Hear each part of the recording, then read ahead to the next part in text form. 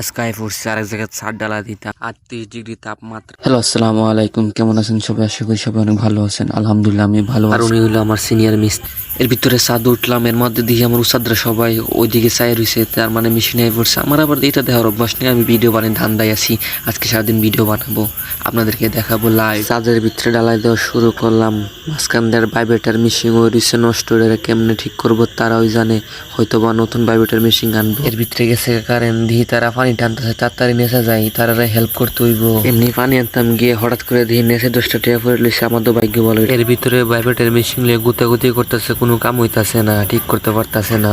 এরপরে গেছি গা ডালাই মেশিন দ্বারা দিয়ে, তারা অনেক সুন্দর করে মাল উড়াইতেছে, খুবই দেখে ভালো লাগলো। ইঞ্জিনের ভাইব্রেটার গেছে নষ্ট, এরপরে মোটরটা লইছে।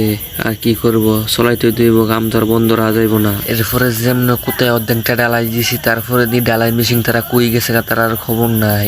একটা বাজার শেষ করার কথা, যে অবস্থা দেখতেছি 3টা বাজবো, এখন কি করি আর মাথা ধরতেছে না।